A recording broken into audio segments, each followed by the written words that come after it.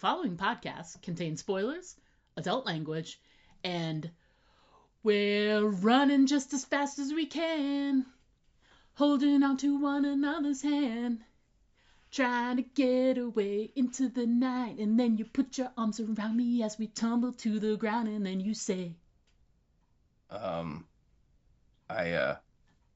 think we're alone now. This is a message from the Office of Emergency Preparedness. Due to the recent crisis, we ask that you remain in your homes. Do not attempt to communicate or interact with the creatures, even if they are people you know. Lock your doors. Bar your windows. Evil is coming. It's time for Aim for the Head, a horror apocalypse entertainment podcast. And now, here are your hosts, Diana and Steve. Hi, and welcome back to Aim for the Head podcast. I'm Diana. And I'm disappointed because that was not Tommy James. And this week we're back to singing our intros. We're also continuing our coverage of the final season of Stranger Things. This week we're going to be discussing episode 3 of the final season. Title of the episode is Chapter 3, The Turnbow Trap. And yeah, a little bit of Tiffany for you. Haha, I shook it up a little. Steve made a good point. If I tried to do the Tommy James version, people would be like, what happened to Tiffany? And who is she? Yeah, who is she trying to sing like? Anyway, so welcome back, folks. Usually when we talk about the current episode, what we'll do is before we get into our individual points for the episode and discuss the nitty-gritty, usually just do a real quick hot take how we felt about the episode. I went first last week for last week's episode, and so Steve, it's your turn to go first. So quick thoughts on episode 3, The Turnbow Trap. All right. Well, despite not having any Tommy James in it at all, I thought this episode was super fun. And when we get to the director, I think a lot will be made clear. Yes. That they, last week we were kind of wondering aloud, gee, are the Duffer Brothers going to write and direct all of the episodes? We literally we did. We totally said we did. Last episode. And I believe I did say, well, I think it's possible that there's maybe one episode that might not have been, penned and helmed by the Duffers. And I was right. How about that? I think the tone of the episode, the pacing of the episode, this episode just zips along at breakneck speed, and they carry the mail on all of the storylines a lot, which I thought was really good because you know me and how I sometimes get a little worried that perhaps the plot isn't advancing in a timely manner. Walking Dead, I'm looking in your direction, and in this case, again, like I said, the all the storylines, whether it's the stuff with Holly, and what's going on with her, or whether it's the stuff with Will, or whether it's the rest of the chums as they're preparing their fight, or Eleven and Hop and the Upside Down.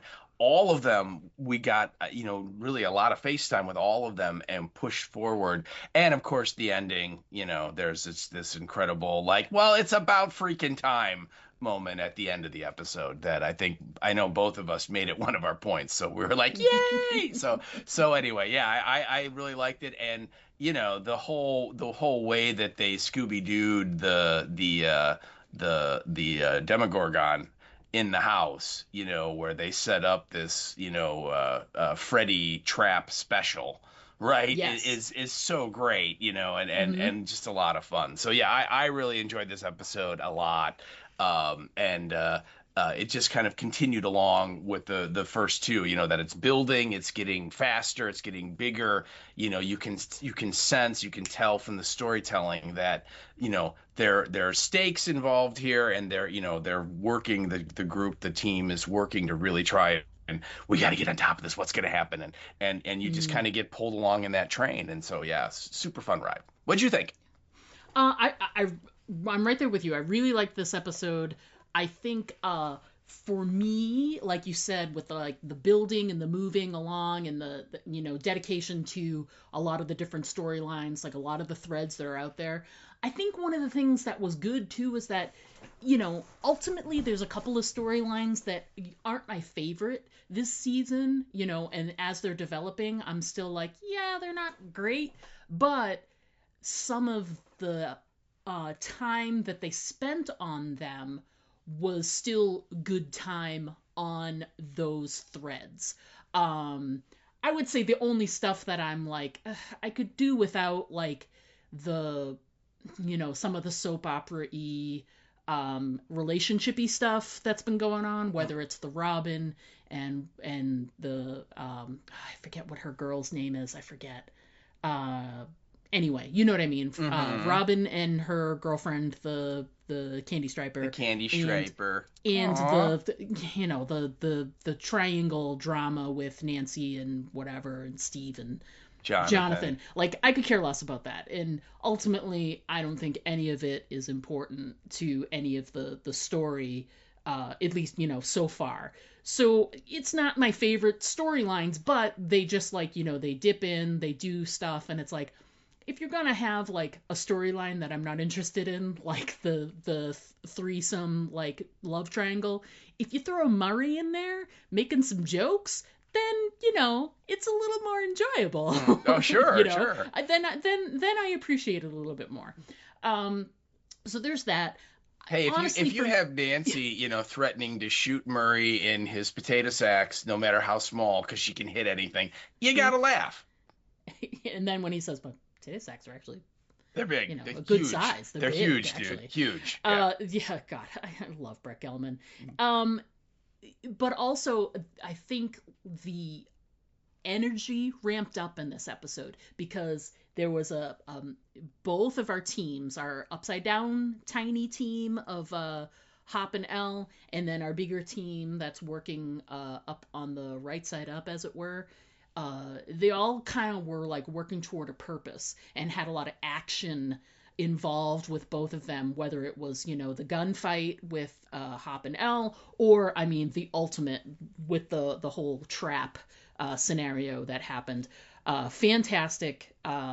Lots of action, lots of movement. You felt like this was a really engaging moving forward episode, and any episode that brings back one of my favorite characters, which is Erica. I'm very happy that Erica Sinclair is back with the group because her sass is definitely needed, for sure. But I'm loving the direction that they're moving in. There's, like, little bits here and there, little surprises here and there. Lots of great action overall, and in terms of growth and movement for the story and the action and propelling the story forward, great episode. I thought it had a lot to do and a lot to say. So there's that. Just so you know, I believe the girlfriend's name is Vicky. Oh, thank you. I don't know why, but I had Erica in my head because of Erica Sinclair being back. And I don't know why, but I had kept getting Bonnie in my head. I don't know why. Anyway, well, she is a Bonnie Lass, so maybe she that's is a what Bonnie it was. Lass, but it is not her name. Her name is you just said it, Vicky, right? Yes. Okay. Anyway, so let's get into our points on the episode. Before we get to too much nitty-gritty, let's first remind ourselves of the plot of episode 3 with a little bit of an episode description, and then we will get into discussing the writer and director of the episode. Steve, take it away. All right. This is so great. So much better than that first episode. I don't know what was going on there. So this, again, as we said, is Stranger Things, Season 5, Episode 3, or 5.3. The title, which you already stated, is Chapter 3, The Turnbow Trap. And our description that we have is as follows. Will gains unique insight into Vecna's or Henry's next move, giving the crew an opportunity to set a trap. Holly explores her new surroundings. that is your episode description. And notice, not a mention, not a peep, not a whisper of Elle and Hop. I know. Which is interesting when you Because think they about torture the crap out of somebody. it. Yeah, they don't want to talk about that in the No. description. They don't want to admit that. They don't want to violate the Geneva Convention in the description. I get it. It's Yeah. it's very, very reasonable. So, but actually, like we said, we're saying much better than the Fallout descriptions, and that none of this was a line of dialogue, and you actually kind of get an idea of possibly things that are happening in the episode. So there you go. Yeah. How about that? So let's talk writer and director for episode 3, please. Yep, we'll do that. So, like we said, like we teased, and that was a tease, by the way, people, at the beginning of the episode, that this week it is not the Duffer Brothers that wrote and directed the episode. And starting with our writer, it is a gal named Caitlin, and I'm just going to guess Schneiderin.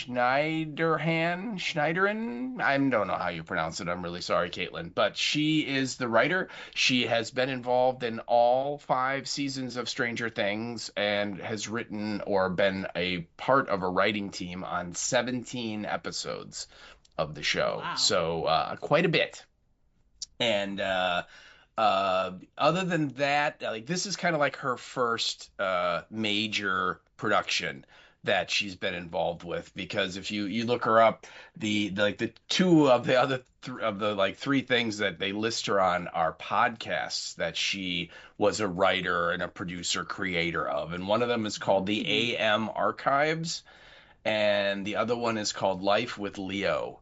And I am not familiar with either of them, but she was a major contributor to both of them before she got the gig with the Duffers on Stranger Things. So that, yeah, I thought so too. It's interesting that they went with a podcaster, but that's pretty cool because, we can relate.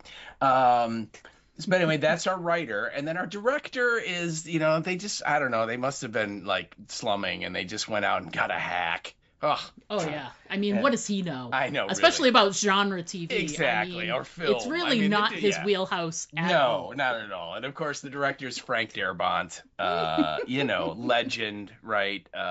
Certainly someone that's near and dear to your and my cold dead hearts, in that we wouldn't probably be here if it wasn't for Frank Darabont in one way or t'other, because he was one of the main creative forces behind the Walking Dead television show.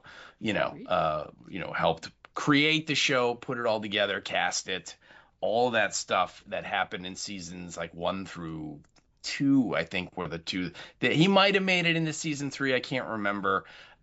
Very famous falling out with the rest of the producers, and lawsuits and things ensued and so on, but he was there at the beginning and had a lot to do with it.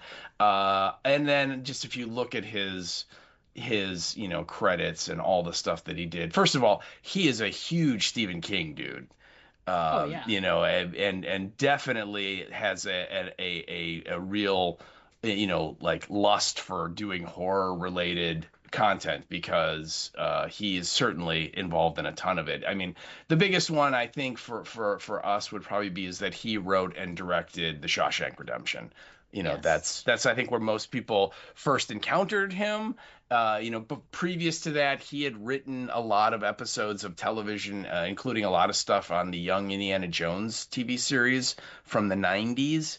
That's kind of where he started. But Shawshank is what really, there's a big chunk of movie people out there that feel that Shawshank Redemption is like one of the greatest movies, if not the greatest movie ever made.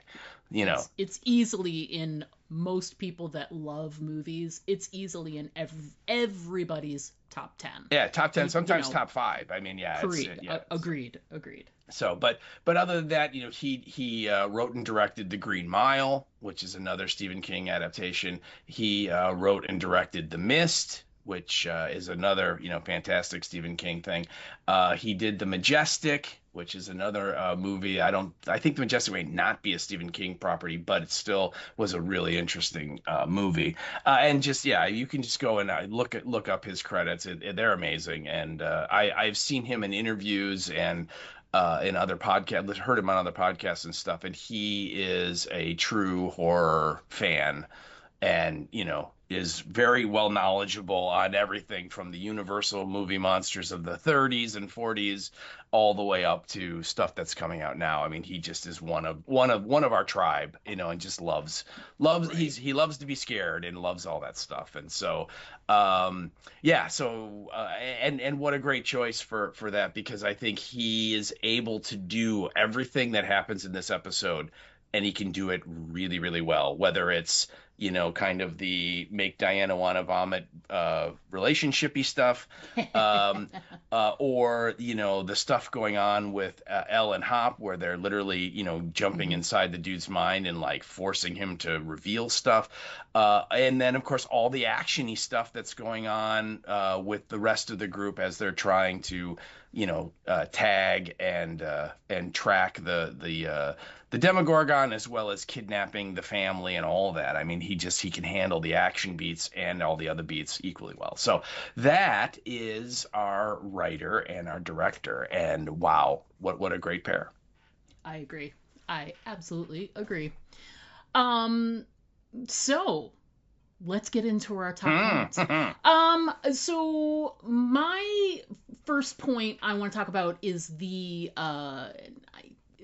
I'm trying to see if you included it as well, but I mean, it's a pretty big plot point, not just for this episode, but moving forward. It's as I'm calling it, it's like the anti 11 device, with just sort of like it's kind of like a ray gun they have, like being pointed at Elle.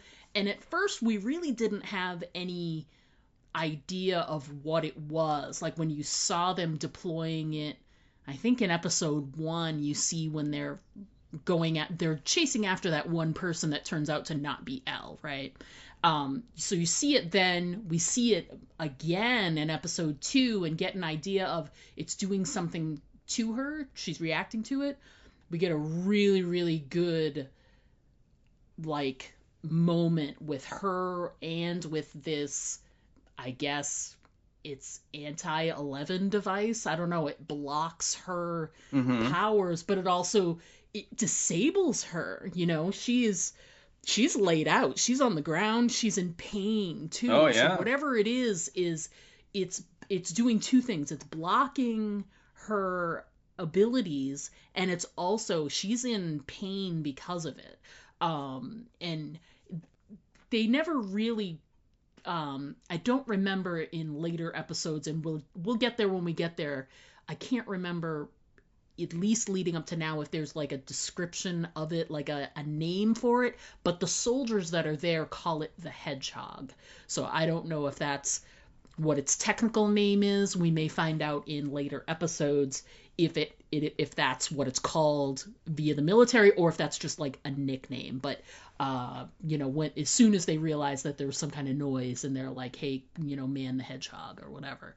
So yeah, the anti-11 ray gun, as it were. So Yeah. what did you think of that as a sort of like a plot device? I think Hop summed it up really good when he goes, it looks like the military, they found your kryptonite, Yeah, where and it looks to me like it's like a microwave emitter. That's what Yeah.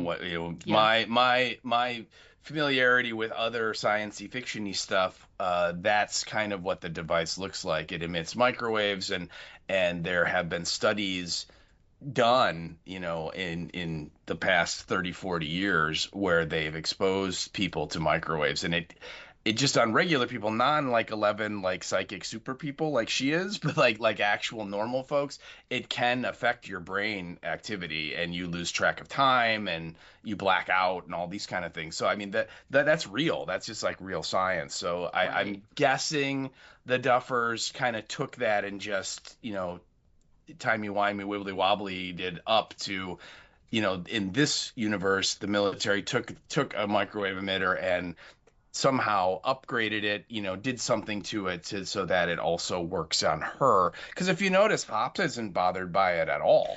Right, you right. know. And if he is, it's not as pronounced. Yeah, it's in any minor way, if you it know? is. Yeah, you know, Yeah, whereas like you said, I mean, Elle is like literally lying on the ground sobbing. You know, yeah. it's so intrusive and painful, and like I think her nose starts bleeding again, and I mean, Hmm. so she's clearly, I mean, it's like not only is it neutralizing her, it's like you know, harmful to her. Right, right. So I think it's a real good idea to add to the story, because up until now, you know, 11, she kind of is Superman, you know, Mm, in that anybody she comes up against other than like Henry, you know, she's gonna kick the crap out of them. You know, they don't have a chance, you know. yeah. And so now it makes the army, it makes Linda Hamilton and her team, assuming that she doesn't break a hip, that you know, much more of a threat, because they have this kind of ace in the hole that if they come across her, they can neutralize her. I mean, completely neutralize her, right? Right. And that's obviously now adds a new wrinkle to all of the plans, because you know, before they were just kind of expecting, hey, if we get into trouble, 11 can just put on her cape and save the day. And it's like, nah, that really can't happen now as much as we might have hoped it would. So I like the development. I thought it was cool. Right. Yeah, you're right. They've in past seasons it's been very like just, as long as she's well rested, let 11 do her thing and she'll save the day. Yeah, And yeah. they've got this plan that, she'll be front and center. So if you immediately take her out, how do you proceed without her as the main part of your offense, Yeah, yeah, right. You know, it's so. I mean, how many in previous seasons? How many times was the story set up? Was the rest of the gang would start their plan? They want to keep her safe, Mm, and not, you know, have her involved, and then they would get into trouble, and then she ends up showing up and, you know, bloody noses her way through it and saves everybody. I mean, that happened multiple times oh yeah, on the totally. show, you know. So and I like it, like this development, because now there's like an element of doubt of like, well, they can't do that anymore, you know. Right. So And yeah. and if they're up against something as difficult as Henry, then it's like, or Vecna, it's, how will they succeed if they can't rely on L? Yeah. Is sort of like, Right. yeah, Yeah. yeah, yeah. Interesting. Mhm. All right, cool. Let's talk about your first point there. Yeah, my first point is quite simple, and that's grenades.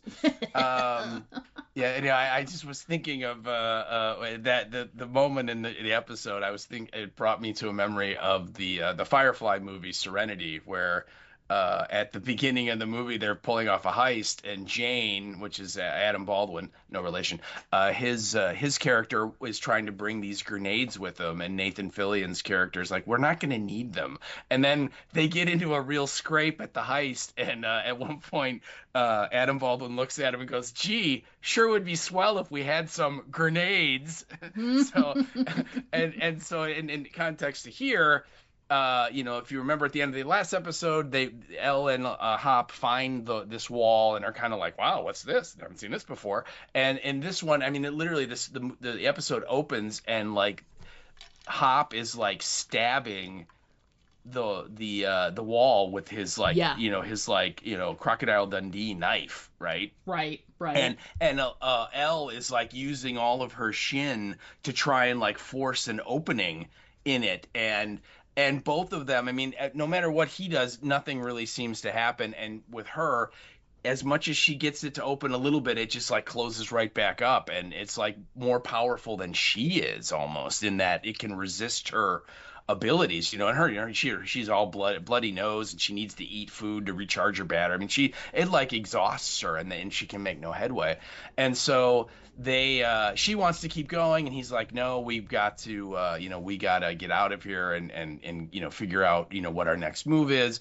And then they hear the army, the Yeah. army comes Soldiers driving are up, coming. and Yeah. so they gotta hide, and so they're hiding behind the wreck of this school bus or something. And it's funny because he left his knife stuck in the Yeah. wall. Yeah. And went to help her because she had the bloody nose. She wanted food. And they got into an argument, and then of course the military shows up, and they're like, "We gotta hide," and he doesn't grab it. And so one of the dudes from the military um, goes up to take a leak at the wall before they head back, right? And Right. while he's peeing, he kind of like looks to his right. And he's like, "Oh, there's a knife right here," you know. But that like obviously clues him in that like somebody was just here, someone's here, and so they start looking for them. They turn on the anti-11 device, which immediately Yeah. immobilizes her, and they're eventually they hear her because she's like whimpering Oh in yeah. pain from this, right? And so this prompts a firefight between Hop and them, and he's hide. I think they move and they're hiding behind this like sign, this like a big Yeah, they're behind billboard. like a billboard or Yeah, something. Yeah. and Yeah. Yeah. and he's there, and of course she can't move, she can't talk, she's just like lying there, and so he goes to his bag and he takes out these two old school army hand grenades, right? The pineapple design hand grenade, and one in each hand, right? And so then he's got his back against the billboard, and these two guys are kind of moving up and they're doing the whole military like, we're gonna go in the front, you guys go around the side, like that whole kind of maneuver thing. And he just kind of gets this wicked grin on his face, and he pulls the pins and he lets the handles go and they make the ping, and then Oh he yeah. he just kind of has this gleeful look, and he like tosses them over his head and they go up over the billboard, and then he jumps on top of Elle to kind of shield her, and they just blow up, and it just takes out like two or three of these like 5 or 6 man army team. It's a really great little actiony moment there where he kind of gets to be the Rambo.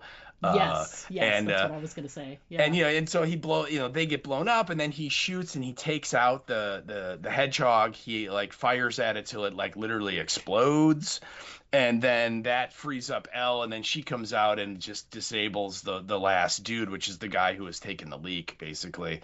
Yeah. And yeah, it's a really kind of a great kind of a slam bang way to start the episode, because you get attention and then you get this little action moment, and Mm. we learn a little bit about what this thing is. I mean, maybe not exactly what it is, but we learn that whatever it is, can really screw with her. Right. And so yeah, I thought it was a really really great opening sequence for the episode. But I just the moment when he takes those two grenades out and he's just got that like gleeful look as he tosses them was really fun. Yeah. Ugh. So great. All right. So, my next point and your next point aren't. They're about the same sort of plot point, which is the plan that starts to take shape for the main part of the whole title of the episode, the Turnbow Trap.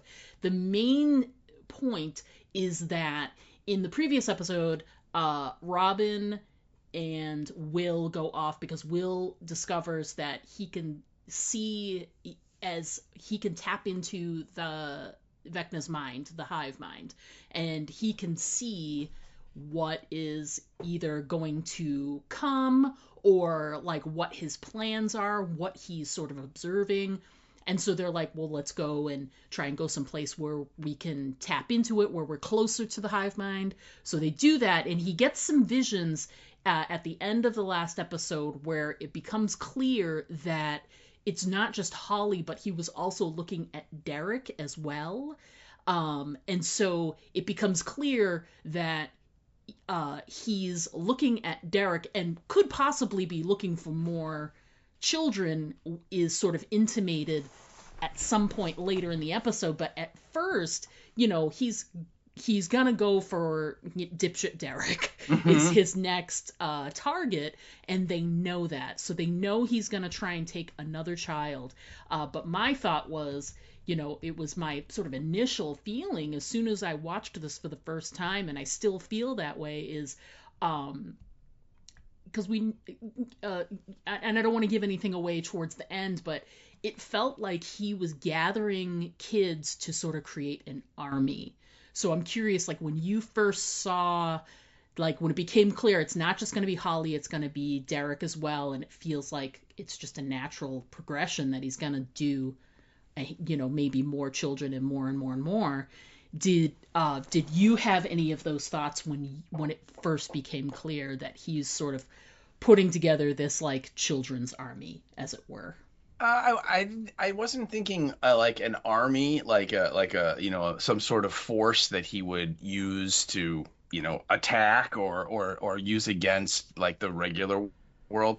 I thought it was like he tried it with Will, and for whatever reason it didn't work. The group was able to rescue him and get him away, and so now Okay. he's like trying it again to whatever he was doing with Will, he wants to do again, but he's sort of like, I'm not just gonna like just grab one kid and do it this time around. I'm gonna get me a whole bunch. And then that Okay. way, if a couple of them don't make it or get rescued, I still have more squirreled away in the upside down so that, I can like, oh, well, they got kid number one, but I still have kids 2 through 8 that I can go to, that kind of thing. That, Gotcha. that, So that, backups. yeah, that was my idea, my thought when he was doing it. That he was just sort of trying to redo the Will thing, but he's just gonna be like, yeah, I'm just gonna make it a whole bunch rather than just one. So Okay. All right. Well, that makes sense. Well, then let's talk about your point, which then gets into a little bit, it's a quote, but it gets more into the nitty gritty of what their plans are moving yeah, forward. Yeah. yeah, Will kind of spills about what his visions and how they work, and kind of lets the group know that he can see through Vecna, but can see through the Vecna's victims because Vecna is in their head, which I thought was really smart of them to explain that, actually say that out loud, Right. because it otherwise I could see where it'd be confusing of like, well, wait a minute, he taps into the hive mind, but he can see through Holly's eyes. How does that work? And Right. and it's like, no, he very, again, good for Will. He figured it out that it's like, no, it's like Vecna's looking through their eyes because Vecna's already in their heads, which, Mm-hmm. as we see later on in this episode, that is clearly an ability that these people that the Institute have made can do, because 11, oh boy, she goes just tear-assing through that poor soldier's brain, Oh, yeah. and is mucking with him. And it's so intense to him. I mean, he is like screaming at Hop to please have her stop, please have her stop. So, Vecna, I think, clearly can do it a little bit more subtly, and not so like intrusively, so that they're not aware of it. But anyway, that was a really cool plot point. I thought that they reveal that, and he also reveals that Vecna's taking kids, and the next one is going to be dipshit Derek, because for that brief moment he was in looking through Derek's eyes. Right. When he's walking out to the bus and he pushes the kid in front of him and all that stuff, right? And it was right when he and Robin were at the playground, when they were on their initial journey, from the last episode. And so they realize this, so now they got to protect Derek, and then they also realize that not only they have to protect Derek, but they have to do it in a way that Derek can't see them or see where he is, because as soon as he does, then Vecna will see it, and all bets are off, right? And Yeah. and so they come up with this plan. Literally, we're like, well, we'll go in and we'll grab him and we will, take him somewhere safe. And then someone points out, like, you mean like kidnap? And and I don't know if it was the coolest character on the show, Steve Harrington, or not, who said it, but somebody did. And so later on, Jonathan is talking to Joyce, his mom, about this plan that she is involved in and going to be part of, right? She's not going to just sit in the radio station here. She's going to actually be there, do stuff. And he's like, so you're good with this, with kidnapping? And I just thought this was funny. She's like, no, we're saving a child via kidnapping, and yeah, it's fine, I think. She's so like she doesn't want to like admit that it's not a great idea, but it's the idea that they have. So they've got to kind of go with it, Yes. Yeah. Yeah. And so yeah, I thought that was really fun. And of course, they're coming up with this plan, and they eventually decide they're going to drug the whole family because Mm, they figure that the rest of the family might not appreciate them coming and taking Derek, and then also they want to get all of them out of the house because they know or at least Will is convinced that the Demogorgon's going to show up there, and so if the rest of the family's there, they could be much like, the Karen and Ted. They could yeah, be, they could be horribly attacked. injured or killed when the thing Yeah, shows up. So it becomes kind of a dual thing of we got to get Derek to someplace safe that we're gonna keep him blindfolded so he can't see where he is, but that way then Henry won't know where he is. But we also have to get the family out of there so they're out of the way. And then once that happens, then all of the Scooby-Doo gang are going to set this like high quality Fred trap in the house. Right, yeah, with all kinds of things that are gonna hit this Demogorgon repeatedly, and it's awesome. I love it. But yeah, that's the plan, and it's just like with that line when I wrote that down, it was like for that whole scene where they're kind of, you know, whether it's Nancy, taking charge and showing on the map, we're gonna move here and go there and do that and that, and they have like the blueprints of the house and all that, or it's the rest of them getting ready. They contact Murray and say they need a whole bunch of stuff, and yeah, it was a really really cool kind of like getting ready scene, I thought. So, yes, what did you think? I loved it because again, it's usually the kids are coming up with this plan, are coming up with plans, and then like both Hop and Joyce are so protective. Like Hop is so protective of Elle, and Joyce is so protective of Will, like overprotective of Will. But in this instance, it's like this is the best plan, and she's also in this trying to support Will better because he had like a little bit of a freak out at the end of the episode about like I'm not a kid anymore and you can't like baby me anymore. I need to, because she's really like, if she could wrap him in pillows Oh and man. bubble wrap, she would. Yep. But he's really resisting and is like, I need to be, contributing. And turns out his contribution really put them in a really good position. To have known that they were going to try and take Derek is really good because it helps them get at least a little bit of an upper hand in the situation. So, and help them moving forward. So I love it because here she is like caught in the, if this were any other time period, she'd be like, absolutely not. But because she's trying to be positive about Will and like, yes, it's cool that we're, you're part of the planning and part, even though you're going to be in danger and we're all going to be in danger, it's okay because I'm trying to show Will that I'm supportive of, him and all of that stuff. So I think she's sort of trying to like,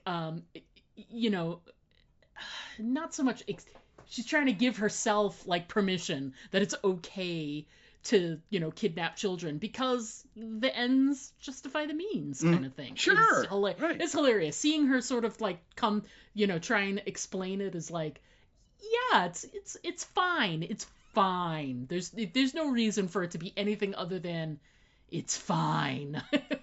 So it's a really great scene when she's trying to justify the whole plan, as it were. I love it. Yeah. Oh yeah, absolutely. Yeah. Yeah. I agree.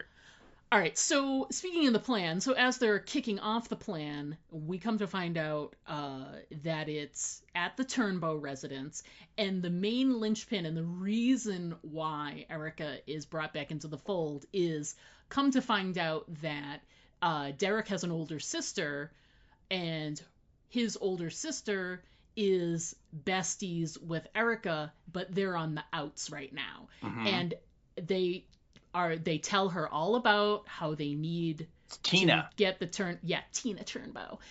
They've got to make Tina part of the plan and get Erica involved because they explain the whole thing, getting Derek out of there and the whole family, yada yada.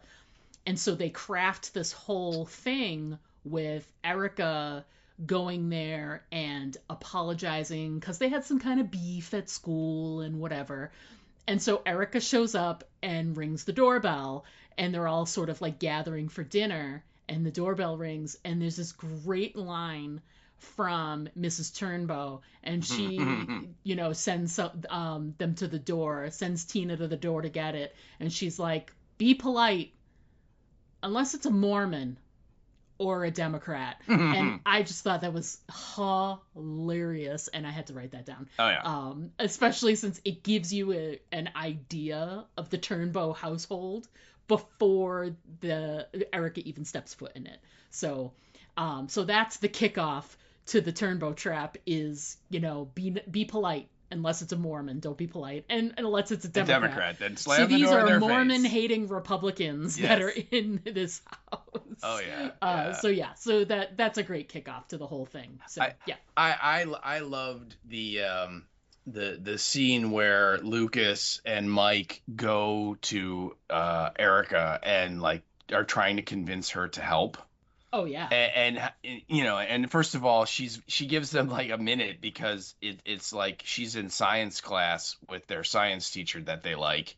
Yeah. And it's like her favorite class, and she's literally the only one that's paying attention and answers the questions and all this stuff. And it's also kind of foreshadowing because he's talking about wormholes and things that are like going to show up later on in the show, which is great, but anyway, so when she comes out, he's like, "Hey, Tina, we need your help." And she's like, not gonna happen. and she's already angry with them because they haven't included her in their last couple adventures for, like, at least you get the idea, for a while that they have not, and she's feels, as you would imagine, excluded. And so she's angry about that. And then she's like, it doesn't matter because Tina and I were on the outs. And again, like you said, something happened and, they've had a fight. Drama. Yeah. And so it's so great because they're like, we really need your help. No, you got to do it. No, we got to help Holly. No. And then he goes, and then I think Mike goes, "When this is over, she will never want to speak to you again." And she's like, "Why didn't you lead with that?" It was so great. Yeah. I love Erica so much. She's been such a welcome addition to the group ever since she started. At first she was like a spoiler, but then as soon as they started bringing her into the fold, and she's become more and more of a nerd, it's been fantastic. And the fact that she loves science class as much as she does, and she is the star pupil now, is so rich. I love it. Yeah, it was really fun. But it's like, why didn't you lead with that, right? So yeah, it's so great. And then that also dovetails into, they send Will and Robin to the hospital to get drugs. Yes. And that's a very funny scene because they have to avoid Vicky, and so they're hiding and ducking down and skulking all around corners and stuff, trying to avoid her because they got to get onto the floor that she tends to work because again, this is the 80s and there was things were just lax. And, literally Robin says that, like, the nurse is kind of lazy and doesn't lock the medicine cabinets in the rooms. And it also shows you how different times in that, like, each hospital room has, like, its own medicine chest where they would put people's prescriptions and things. And then when it was time for your pills, rather than wheeling the cart down the hall and giving you the little cup with the pills in like they probably do now, or at least that's what we see in the movies and shows and things now, they would actually go into your room apparently and open up the medicine chest and, here, take this, or shoot you up with a shot or whatever. And so, what does she say when they finally open the one thing? And she's like, "Man, there's enough, Benzies in here to like knock out the whole town," or something, you know what I mean? So and she's like, "Load me up." And so he's like just like taking bottles of these pills. I mean, it's got to be like thousands of dollars worth of drugs they steal.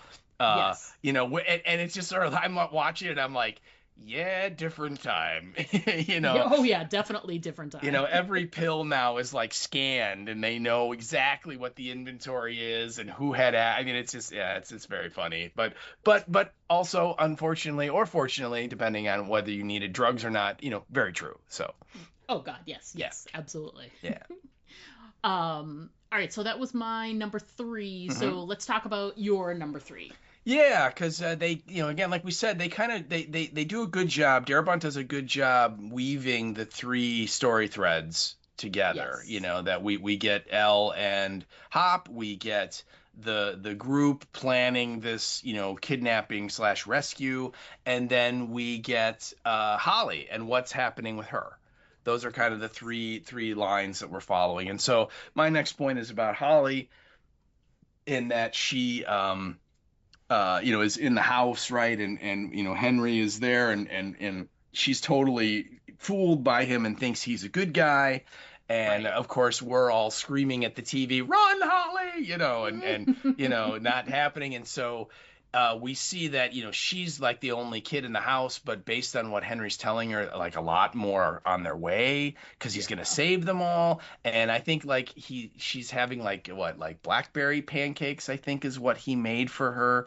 And I mean, it is just like this Norman Rockwell painting of just like this massive table, and it's just laid out with this huge spread of all of these cakes and stuff with whipped cream and fresh fruit. I mean, it just you're watching, you're like, damn, I want to go to IHOP. You know what I mean? Yeah. Just I want to get me some pancakes because it looked really good, and it's like her favorite. And Henry's there, and he's just watching her eat and smiling, and you enjoy it and blah blah all this stuff. And then he tells her, you know what, I got to go out all day, but you have the run of the house. Anything I have is yours. And he gives her the one rule, right? One thing, all I ask is do not go into the woods, because that's where the monsters are, so you can't go there.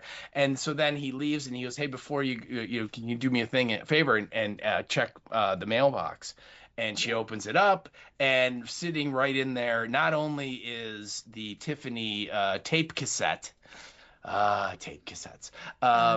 But also there's like an old school 80s boombox, Love it. specifically for a young girl because it's pink. Yes, because we're heavy into the gender roles. In the Oh 80s. boy, very defined. Blue for the boys, pink for the girls, right? Yeah. And so so she, of course, this is where we first start hearing, the Tiffany song, which she's kind of dancing around the place. But what I really like is that she changes out of her clothes that she had worn, that we saw her get assaulted in the previous episode. Of course, here they're all pristine and clean and so on.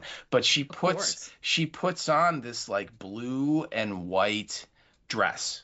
Yep. And then she sees some of Henry's, like she, again, explores the house, and she goes into his bedroom, and she sees like pictures of him when he's a kid, and he's like a Boy Scout. And she notices his has like the neckerchief with the whatever you call that, ring that you would use to hold it together around your neck. And she's like, ooh, that's cool. And so she looks for it, and she finds it, and so she puts that on, and she ultimately puts on a cloak, like a brown cloak. And what I thought, first of all, was really cool is that she now looks exactly like Holly the Heroic.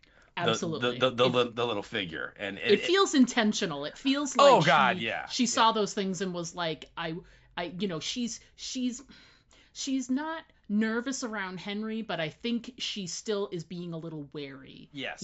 Even though she's like, this is great and everything's wonderful, there's still something in the back of her head that's like, it's a little too good to be true. Yeah. And while she's doing this and kind of exploring the house, like somebody knocks at the door. And she's like, well, that ain't good. And of course, as we're watching, all of us are going, that ain't good, And she goes down, and nobody's there, but she sees that someone was standing on the porch, because you kind of see their silhouette through the stained glass of the rose on the front door and everything. And she goes out, and nobody's there, and she's like, Henry, and breaking every horror movie rule, right? You never yell out, right? Never, but she does.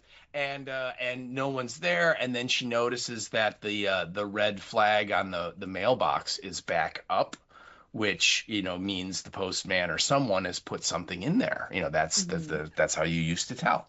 And so she opens it up, and there's a note, and it's supposedly from Henry, and it says, I need you to go out into the woods and make your way to these rocks. And I think there's a compass in there too, if I remember correctly. There is. Yeah.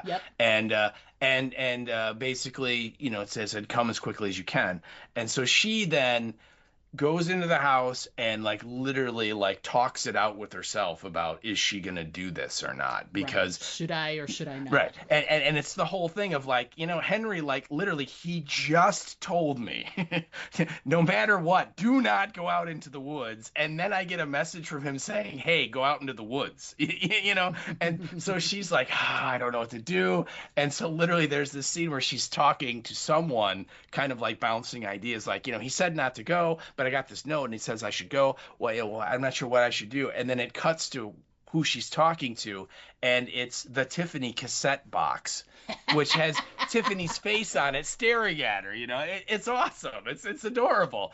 And eventually, when she's not getting the answer she wants, I wrote this down too because I thought it was really great, but I love this whole scene as well. She goes, why am I talking to you anyways? You're a pop star. What do you know about monsters?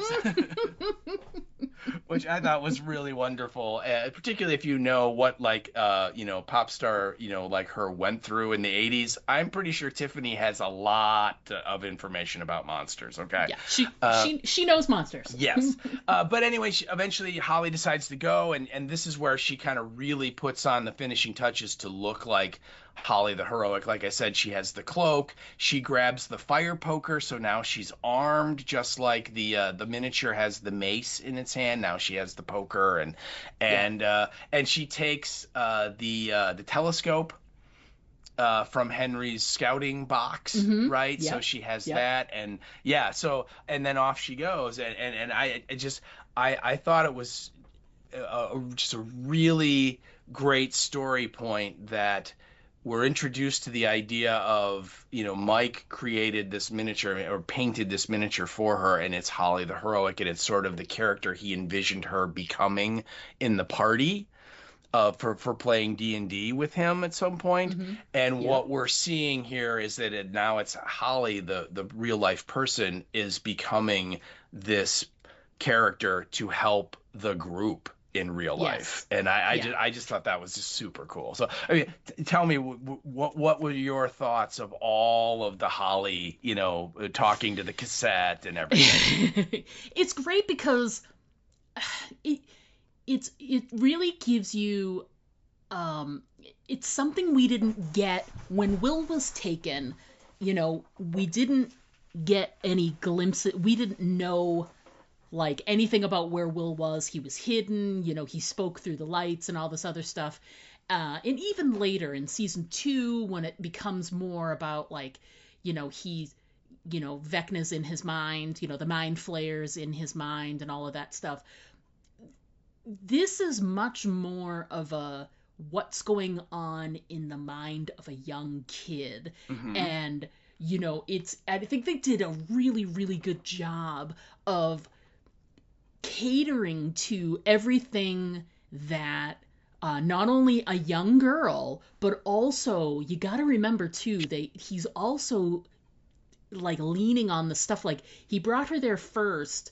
Holly is probably the strongest out of all of the kids her age for a lot of reasons, but one of the things is also he's leaning on the fact that she's the youngest in a family of kids that are given a lot of attention. Nancy gets a lot of attention, and Mike also gets a lot of attention.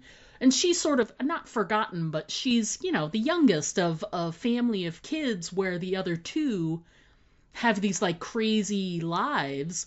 And so he taps right into the whole, she gets the house to herself, she gets first choice of all the food, she gets first choice of all these clothes, all these really pretty outfits, And so there's that.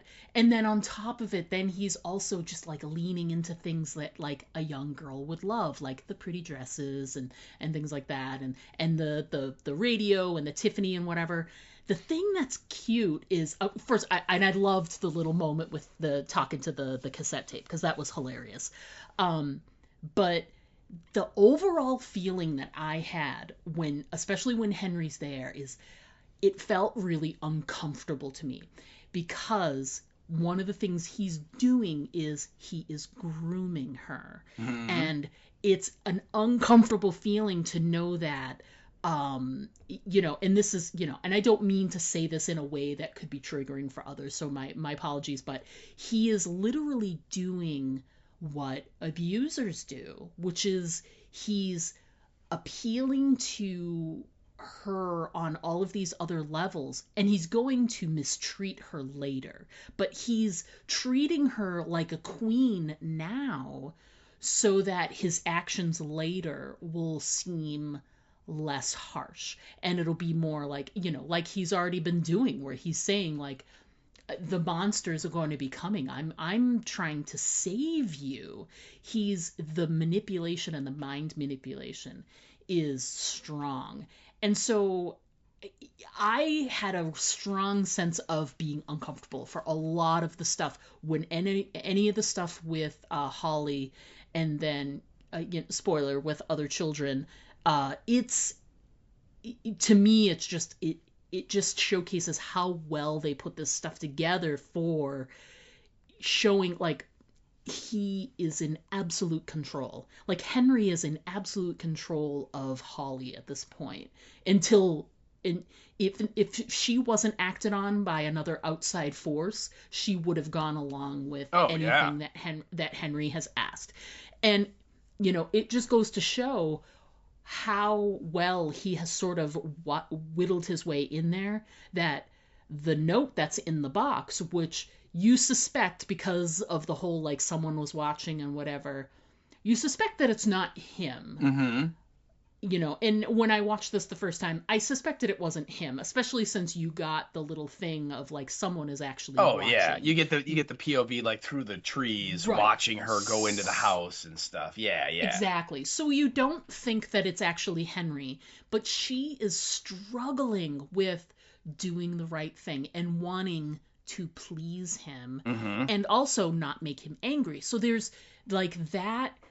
Those things coupled together with like the manipulation and the giving of gifts and things like that. Like anyone who's gone through any other kind of like abusive situation with an adult when you're a younger child, like there's some moments there where I was like, this is just not comfortable for me personally. So like, kudos to the team for putting together these situations, and we never see Henry do anything untoward with Holly in this episode. He doesn't try and get her to do anything terrible, doesn't make her do anything like violent or anything like that as a part of his like cult, as it were.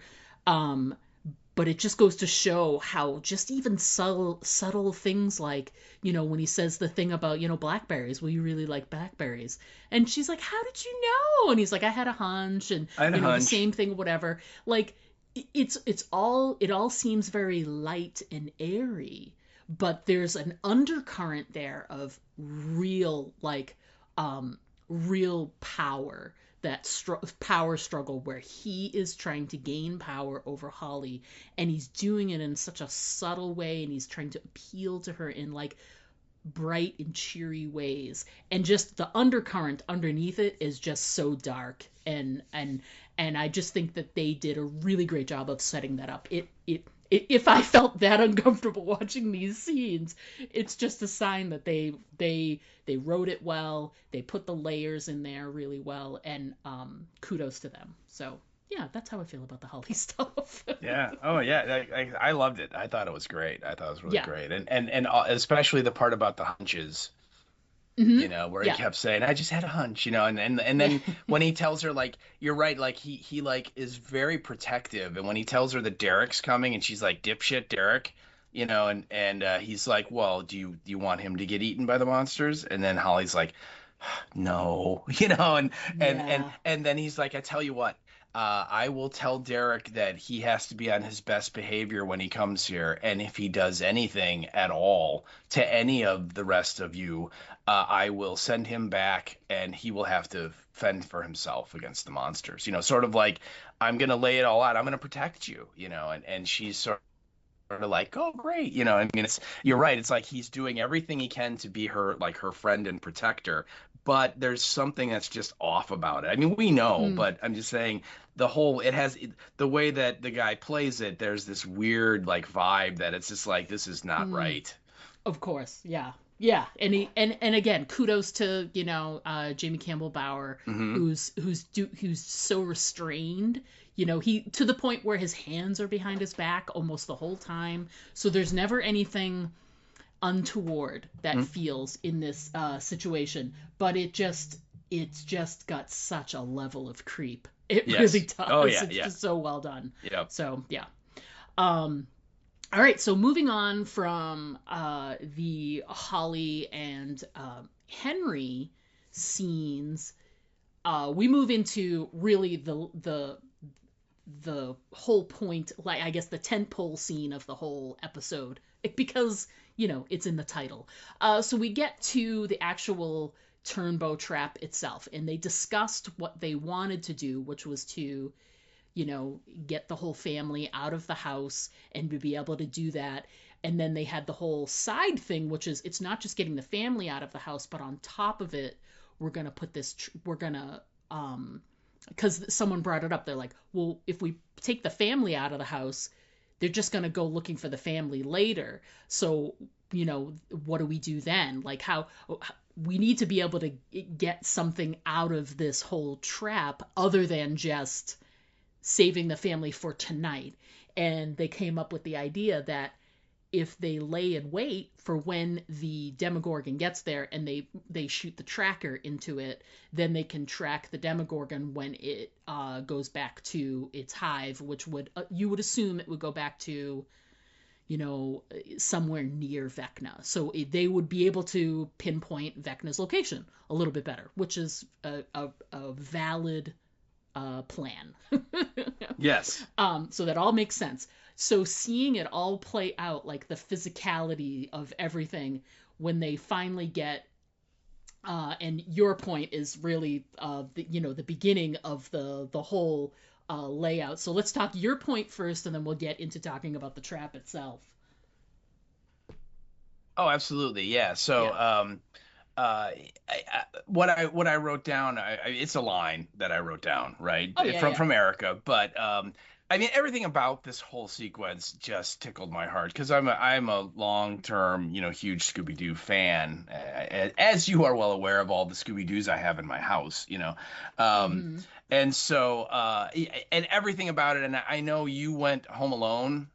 But that's because Yep. you're just a child, and whereas I'm a little bit more mature, shall we say, which is really funny because I'm not people at all. Um, Mm-hmm. but for me, growing up, Scooby Doo was just it was like the show that it was definitely a gateway thing for me into horror because it's kind of like horror adjacent, horror light. They're every week they're up against monsters, vampires, witches, zombies, and so on. The big difference is there's no real violence. None of the kids ever get killed when the monster catches them, right? Which is what normally happens. And anyway, in almost every Scooby Doo episode, there is a point where they have to catch the monster. And so Freddy will come up with this like Rube Goldberg esque trap, where Mm-hmm. like there'll be the big spring and the bowling ball will fall on it and that'll cause the axe to fall over and chop the rope, which will really, I mean, it's this crazy thing that they will come up with. And this whole setup, once they get the Turnbows out of the house, and Mm-hmm. and on their way to the farmhouse on the south side of town, right, where they're gonna squirrel them away, and they're all drugged and they're all tripping balls, and they put like the pillowcases over their heads so they can't see anything, and off they go. So now it's just the gang in the house and they just go to town setting up this, this trap that they're going to set. And they put the huge like 6-inch nails through this piece of wood, and they rig it up with a tripwire so it'll spring down, and slide like right into your chest if it were to hit Yep. you. Yep. And they fill up all these water balloons with acetone, and they've got flares, so they're gonna like throw the water balloons at the thing and then light it on fire. And they have like 3,000 feet of barbed wire that they set up in this massive pile in the basement, which right there gave me huge Suspiria vibes. And if you've ever seen the original Dario Argento Suspiria, you know what I'm talking about, okay? Mm-hmm. And then, the greatest part is they literally are like, well, we're gonna have to cut this like 6 foot by 6 foot hole in their living room floor. And they get all these axes and pickaxes and stuff out, and they're all ready to go. And then there's this moment where Steve Harrington, the greatest character on the show, he it gets an axe, and then he looks over at in the garage on the wall, and sitting there is, of course, the chainsaw. Of and uh, course. and right there again, for horror people, you get two nods. You get Texas Chainsaw Massacre, obviously, but you also get Evil Dead with Ash and his hand in his chainsaw that he gets, in the course of that series. And so Steve comes in with it and fires it up. They're all getting ready to start, chomping at it with their axes and stuff. And he's like, I got this, and they cut this, literally, they just cut this hole in the floor. And you're watching and you're like, oh my God, they're destroying this really nice, expensive house, Right. and so yeah, and so then they cut the hole, and then they put the carpet over it, and they staple it down so it's tight, so you cannot tell that there is a hole there. And they've got, Lucas is upstairs in his bedroom, because that's probably where the monster's going to come out of the upside down. And then you've got Nancy, and she's ready with they're gonna like they've taken a shotgun shell and they put the tracker into it, so they're gonna shoot the Demogorgon with the tracker that they like have typically had used with Hop to track him when he's in the upside down. And so she's ready, and then the rest of them are there with the balloons and the torches and all. It's just this really intricate, well thought out plan. And then the great part is that it absolutely works. Yeah. Which is crazy to say, because usually when people put together like a big, you know, lots of moving parts, and there are a lot of moving parts in this plan, and it worked. It's Yeah. crazy. Yeah, I mean, everything that they like expected or hoped to happen or get the thing to do, it did. And it just kept falling into all of the, like, first it's going to go here and we're going to hit it with this, and then it's going to go over here and we're going to hit it with this, then it's going to step on the carpet and fall through the floor and get stuck in the barbed wire, and it all worked, and it was so great. And then their whole plan is to get it to run home and go Yes. back to Henry, and you'd be like, I got all hurt, help me. And the idea is they're going to track it like they track Hop, so that way they can find out where Henry is and hopefully where Holly is. That's the goal for this whole crazy thing. And Right. yeah, I mean, it's working. I mean, they injure it, they wound it, they get it to leave, and it tears ass away. And you've got Steve, and they've totally destroyed his Mercedes, right? And put Yeah. the antenna thingy on it because the van's too unreliable and it's not fast enough to follow the Demogorgon.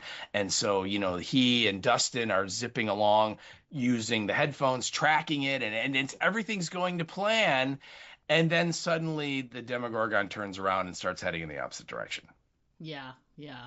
And that was a scary moment when they're like, oh, why is it coming this way? And then they're in the barn with they've got the whole Turnbow family, and Mm-hmm. they've got them sequestered. And then when they realize that that's the direction that it's heading in, it's oh boy.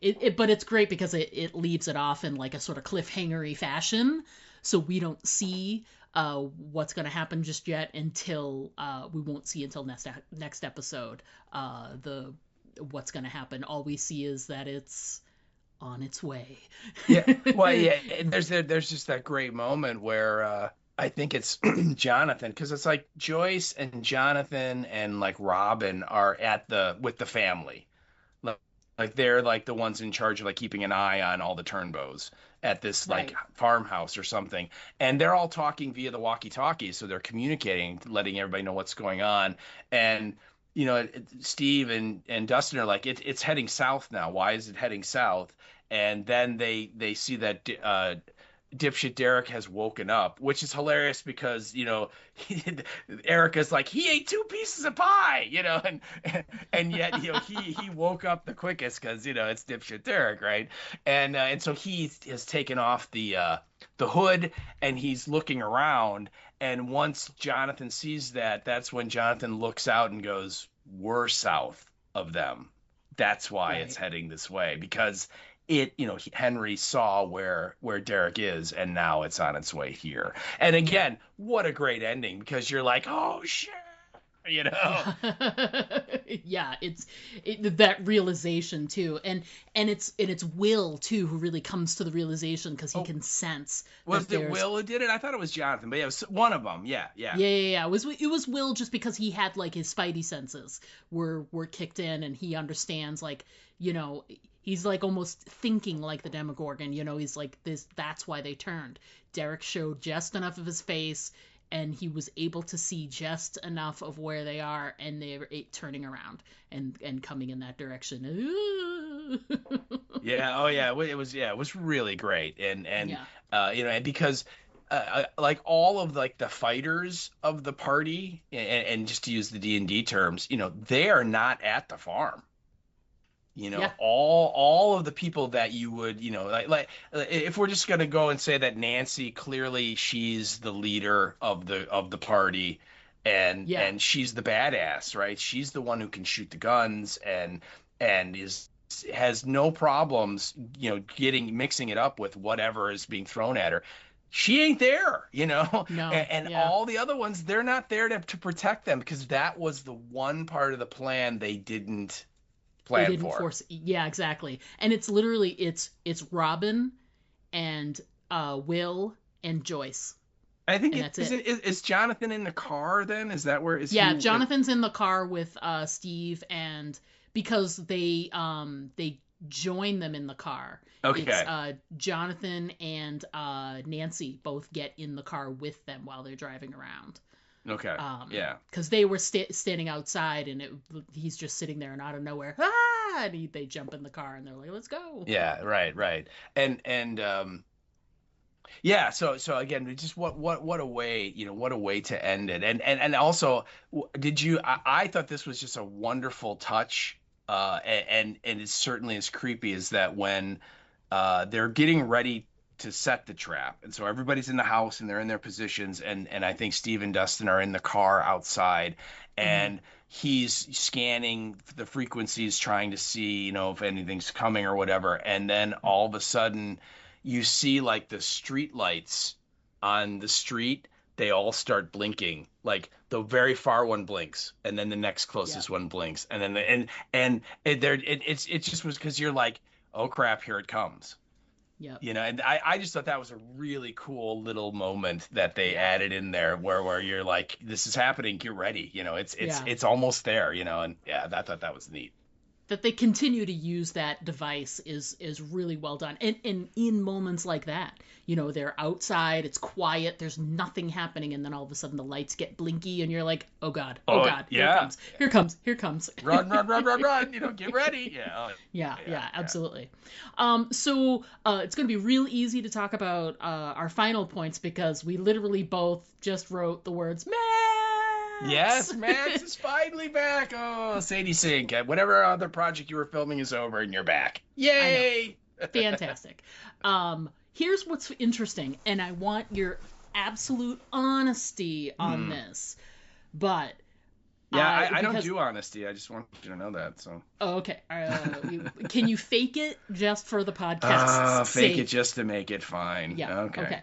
So when you first watched this episode, went right out not long after it released, and I watched it like the day it released or whatever. Mm-hmm. When you first saw like someone's watching through the trees and the someone leaves the note, and they it has an air of like a macabreness to it, like you're not, it feels kind of dark and mysterious. And the fact that you see like the legs and the shoes at first, and you have no idea who the person is that's chasing after Holly in the woods. Did you think it was Max, or were you surprised when you saw that it was Max? I was time? surprised. Yeah. I did not have my thinking cap on there, and was not putting it together. And I really should have, because I mean, she hadn't been in the show yet, really. So it's like, well, they got to bring her Right. in somehow.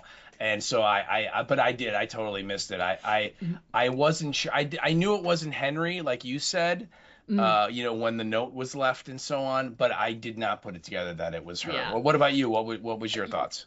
Absolutely not. And I wrote my notes down, like when they had, like, you could see like like you said, the POV from the woods and all of that stuff. Where my mind went was, I was immediately like, what would be most surprising? Like, what would be a big surprise to people? And don't get me wrong, having Max be up and about and a part of the story, even though we know she's laying in the bed right now, was definitely surprising. But my brain was like, how could they capitalize on this moment here? Like, what would be like a real, like, and there was a lot of online speculation leading into the series that there might be a glimpse or a quick episode or a scene or two with Eddie. And so in my notes, I wrote down that my first impression was, who is that in the woods? Is this our like little Eddie sighting that we're going to get? Oh. That's what I thought at first. Like, what could they be teasing? And it was only because I'd seen some online conjecture. I absolutely do not think I would have thought it was Max either, because clearly my brain didn't go there. But my brain went to, what would be a surprise that they would keep away from you, promotional pictures, you name it. And I know they kept everything pretty locked down. But even so, I was just like, it was my first instinct was that they had, it had even been so like, this was the first group of episodes. So these are the ones that released close to Thanksgiving, right? So even like, to the point where like a day or two before they were going to release, there was some statement from I forget it's Joseph is his first name, who played Eddie. Mm-hmm. There's some statement that he made that says, I'm not in the season, Eddie's dead. And I was like, well, why is he making that statement now? So I literally like went on the other side of it, and other people online were doing the same thing. Like, he's just making that statement so people won't think and whatever. So that was in my brain, and I was like, it's Eddie. I think it's possible that it could be Eddie, and he's just gonna show up in, because if he was gonna exist anywhere, it would be just in a memory of something. Mm-hmm. And he can only exist there and not on, the right side up. He can only be in the upside down. So I was still sort of holding out hope that he might appear in the upside down in some fashion to just assist them with their cause in some tiny amount. So I was like, oh, it's Eddie. And then when it said was Max, I was like, you are so dumb. Because like you said, I didn't have my thinking cap on, and it makes the most sense for that, for it to have been Max, because like you said, she hasn't shown up yet. It would be ridiculous to do this whole season and not have Max be a part of the action at all. And everything thematically made sense for it to be Max, and just my brain was not there. It literally went someplace else, and was not ready to receive any kind of hint that it was Max. Yeah, so I right. was, yeah. But that being said, what a great thing. Like, this is, I mean, because Max is this fierce, girl who doesn't play by the rules and is, you know, it's hard to describe. Like, I just feel like if there was going to be any one of those young kids in this position to sort of, I'm using air quotes here, help Holly, I really feel like Max is such a great choice for that. I mean, and obviously it worked out because of the whole, like, she's in a coma and all this other stuff, but I mean, they clearly must have known they were going to use Max in this fashion at the end of the last season, so I'm like, it could have been anyone that was injured, and they chose this, and Max is just a really, really good pairing to put with Holly, I think. So once it was revealed that it was Max, and you realize that it was Max, and you feel stupid for having not thought that it was Max, right? What did you think about it? How were you feeling about Max being the one who's gonna, it looks like, assist Holly in this sort of world that Henry's created? Yeah, and in Henry's mind or whatever. Yeah. It's funny because I never had any thought that it was Eddie. Really? Yeah, no, that never occurred to me. I kind of was going with the actor going, yeah, he's dead. Right. Right. And that Eddie's going to be in the season, but mostly in the fact that Dustin is carrying his, trying to make his memory live on, kind of a thing. But I didn't think he was going to appear. So that's interesting that was something that the fans speculated on, though. I missed that one. But once it was revealed to Max, I thought it was, like you, I thought it was a perfect choice. It makes absolute 1000% sense. Yeah. That's the character from this, out of all these characters, that Holly needs to interact with. And that this is someone who knows how evil Henry is, and has fought him and faced off against him and has firsthand knowledge because, she was a target all of last season, right? Yeah. And so she's going to be the one that's going to, when she tells Holly that, yeah, Henry's not a good guy, it's going to work. You think out of all of them, she's the one that, if anyone has a chance to convince Holly, it's her. And Right. So that worked. And again, you just have all of the things of, she's a girl, just like Holly. That's going to help. It's not a boy telling her what to do, right? Exactly. And so, yeah, I thought it answered the question of, well, why is she still in a coma? What was the point of writing it that way? When Sadie Sink is like clearly like one of the breakout characters on the show. Right. And everyone, she, like a lot of the industry folks go, out of everybody that's in the show, she's like one of the few that has a chance to really go on and do other stuff, right. And Exactly. become something more than, oh, you were on Stranger Things, and not that the rest of them can't, but she's one of the ones that has been kind of singled out, like, yeah, keep your eye on her.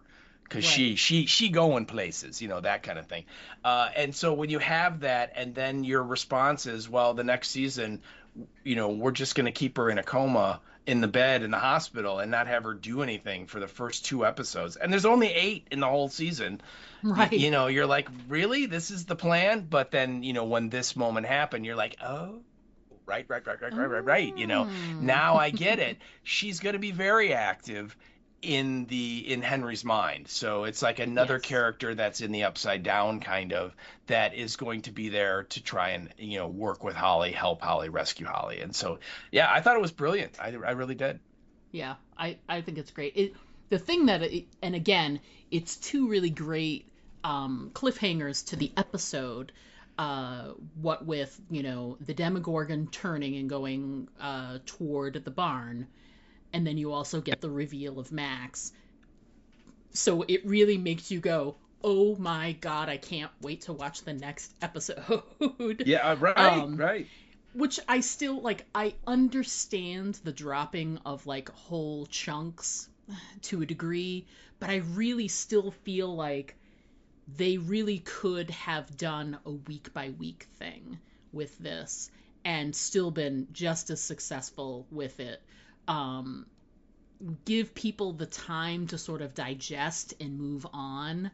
I don't know. I really feel like the way they set up these little cliffhangers at the end of each episode to make you go, yes, please play the next episode. Wouldn't it have been great if you had to wait a week to watch the next one? Yeah. And then when that one had a cliffhanger, you had to wait a week to watch the next one. And I think we learned from this most recent season of Fallout that you can control what gets released and what does not get released. And so, you know, even down to the descriptions of the episodes.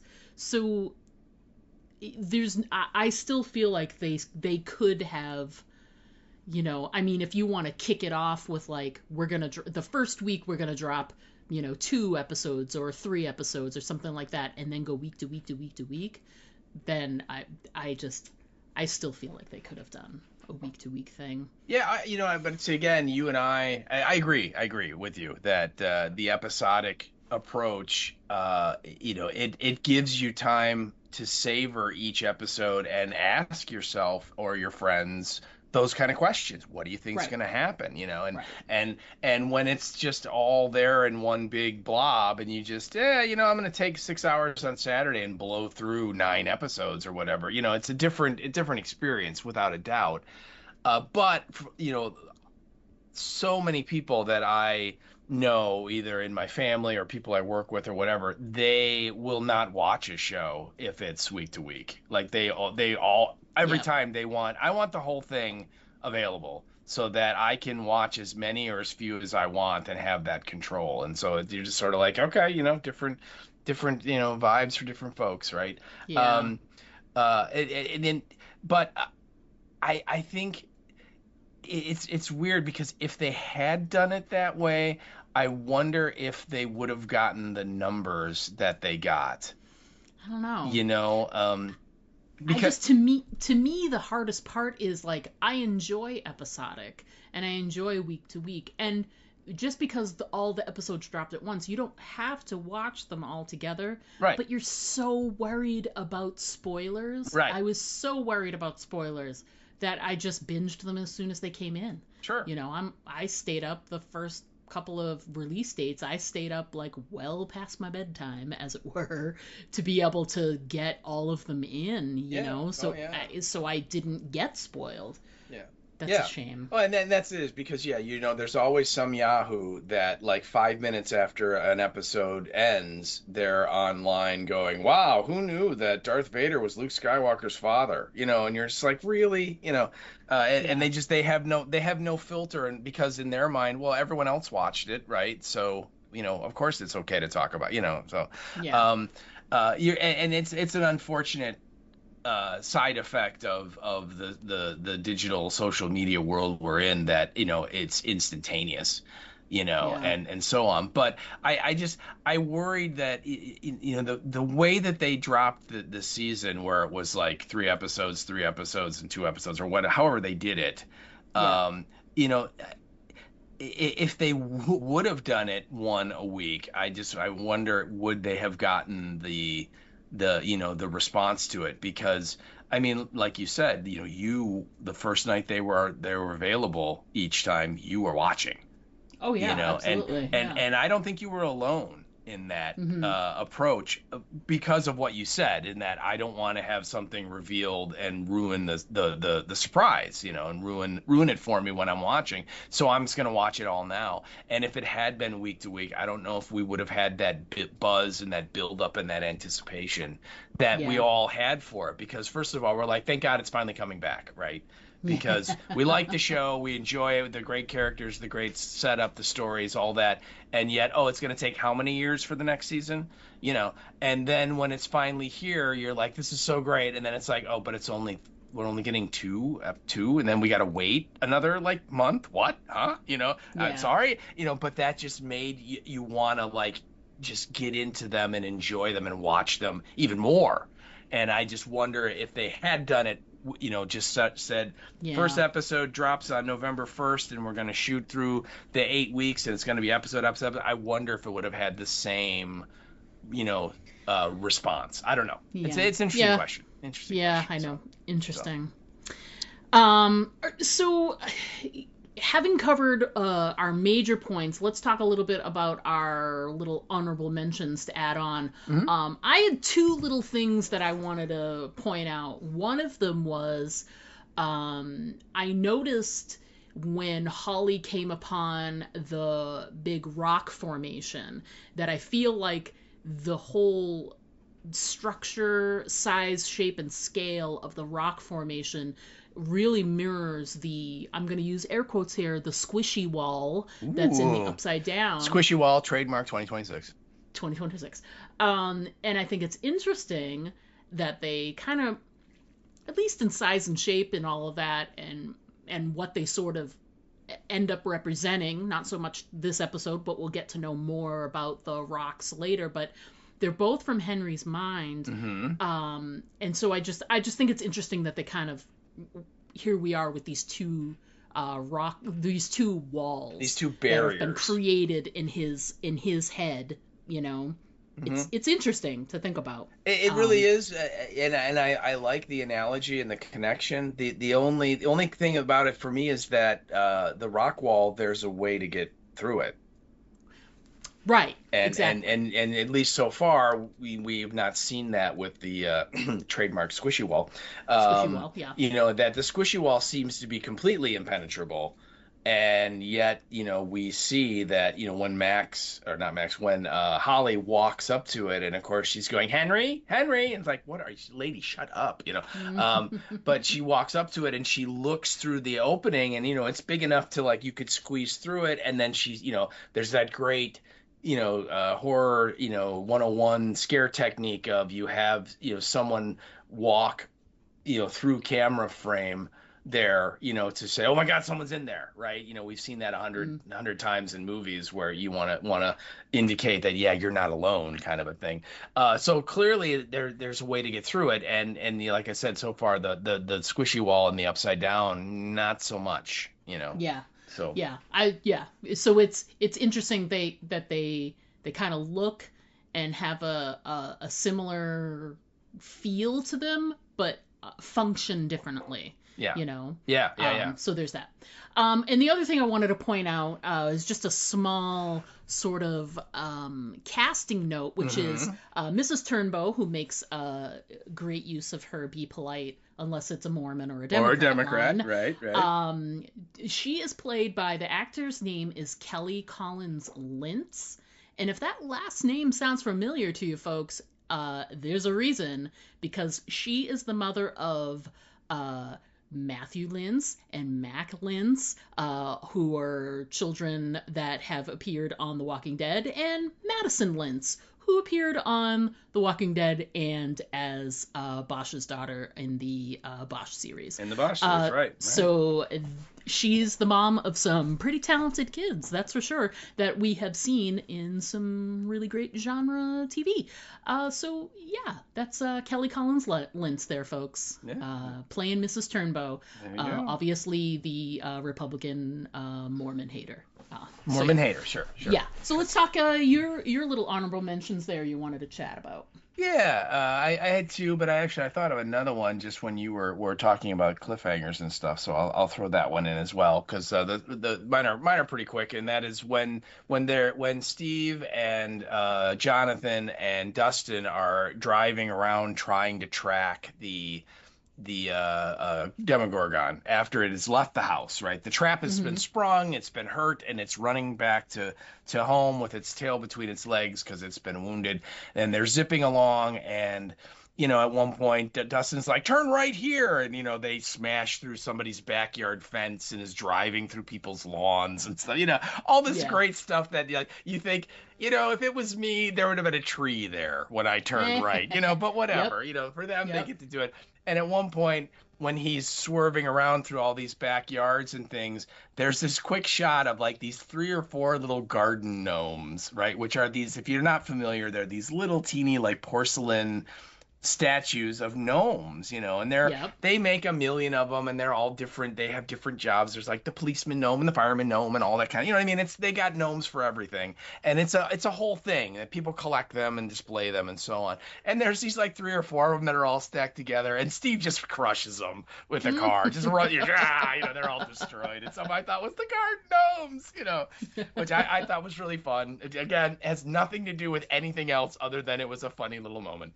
And then my other comment was the Benzies, and we kind of already talked about that a little bit, that, it's just drugs apparently are super easy to get in hospitals in 1987. That, Robin and Will have no problem. I mean, if they were like, I could see it if like they got like 3 pills, maybe they could take them from somebody's prescription or something, and they could get away with it. But like I said, they take like bottles of pills, and they take syringes and injectable liquid form, which is how they end up getting Tina to to drug her, because she doesn't want to eat the pie because she's watching her figure. And so Erica's like, eat the pie. I made it for you, eat the pie. She's like, I don't want the pie. And then that starts a fight because she's like, you just want me to get fat and all this stuff, right? And then eventually Erica, pulls out the syringe, and she's like, what are you doing? And she's like, I told you to eat your damn pie, and then she injects her and so on. So that was my second point. But then this other one that I just thought of was, it's funny because we actually kind of get a double cliffhanger on this episode, because we obviously have the Demogorgon heading to the farm where Derek is, but you also have the revelation with Eleven and Hop. Because they find out there's this, the base where Linda Hamilton is, and there's the room that you have to have the key card, and behind it is the door, and she tries to get through the door, and this is where she really like rips the guy's brain apart. Yeah. Because and he's like, I don't know what, and Hop's like, what's behind the door? And he's like, I don't know. And finally she like is using her power, and like the door is starting like this, it's starting to come apart at the seams, and it's like, is she gonna get through? And she doesn't, but what she discovers is there's like the signal, like the anti-11, the hedgehog, like that signal is running behind that door. And so that tells her that they have someone like her behind there. And both of them are like, oh my God, the military has Henry. And so you get that kind of cliffhanger ending too, of like, well, what do we do now? Yeah. So that's another one too. Yeah, we didn't even really talk about that. No, that's a great one. Yeah. So anyway, so you like I said, you kind of get this double. You get this immediate danger with the kids above ground in our world, and then you get the what exactly is going on in the Upside Down. So pretty cool.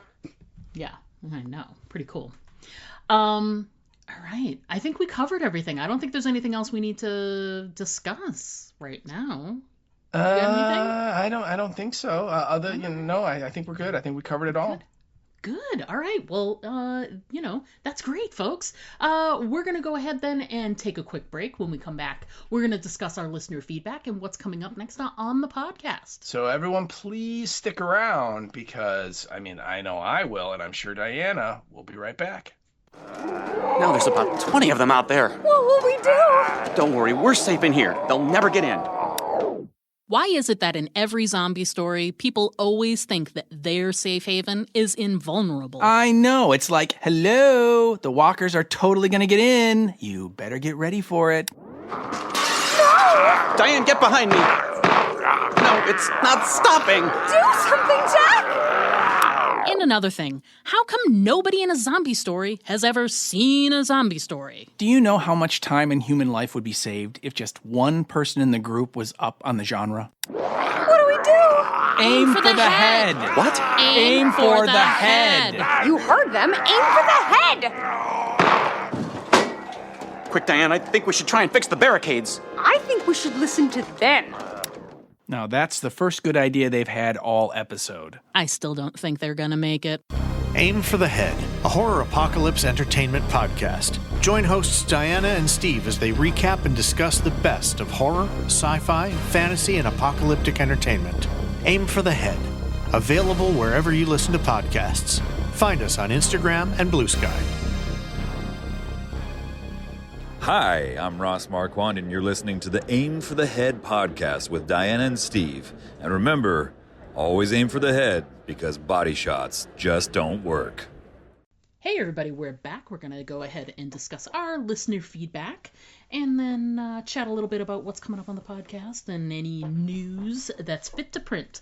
So first up, we got a tiny little bit of kind of late feedback. I mean, Brownlee, seriously, what are you doing to me?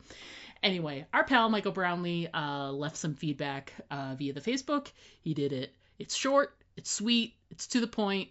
It was almost late. You just barely made it before the podcast, pal. Welcome to the party, pal. Yeah. So Michael wrote in and says, sorry I'm late.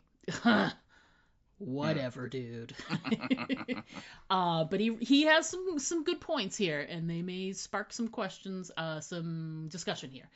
He says, my only questions are, number one, why doesn't the military keep that sonic weapon turned on 24/7?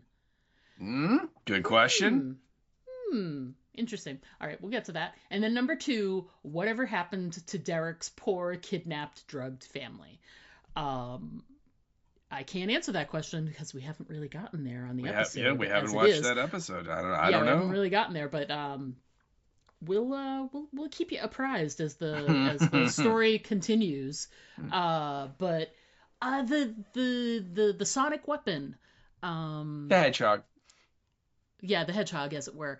I wonder, like, the way you were describing it, that it's got to be some type of, what were you saying? Microwave? It's technology? like a microwave emitter, is kind of what it looks like. But he's right too. It could be a sonic thing as well. Something like that emits some sort of, radiation that when for whatever reason it scrambles Eleven's, mind or brain. Right? It just incapacitates her. So I'm wondering if there must be a limitation in there.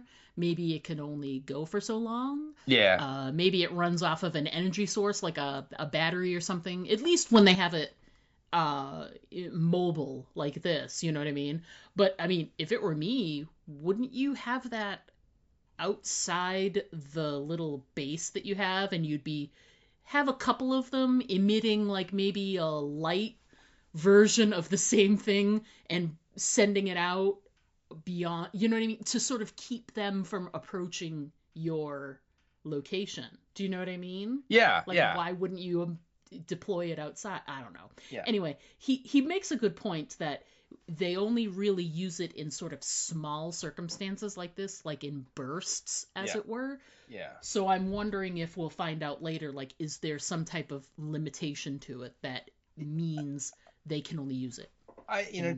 To me, I look at it like, imagine it's like kind of like a flashlight, and that you turn it on when you really need to see what's in the dark there and right in front of you when you're when it's really critical, and the rest of the time you don't, because it has a battery and it has a limited amount of energy to run it. Now, again, it's not a flashlight. It's obviously a much bigger piece of equipment, and it probably has a much bigger power supply. But I think what you just said is probably, it's Occam's razor here. It's, the simplest answer is probably the correct one. And that is, it can't run all the time because it'll burn out. It's a machine, and it emits these whatever frequency, either sonic frequencies or radiation or whatever, and it can't do that indefinitely. So they treat it like they turn it on when, they feel they're close to her or someone like her and they need to incapacitate them. But other than that, they just have them like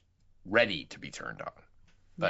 But your idea, like at the base, it's like you would think you would have them running on some type, like you said, maybe a a power saver mode or something, Yeah. so that they're kind of on, but that at a moment's notice you could flip them on to full power or something. That just makes total sense because, then your base is pretty secure, right? So. Yeah. So, logic and all that. But good questions, Brownlee, and, we'll try really hard not to hold it against you that you took so long. That's right. Sent in such a small amount of feedback, dude. Too much gravy on the fries, man. Too much gravy on the fries.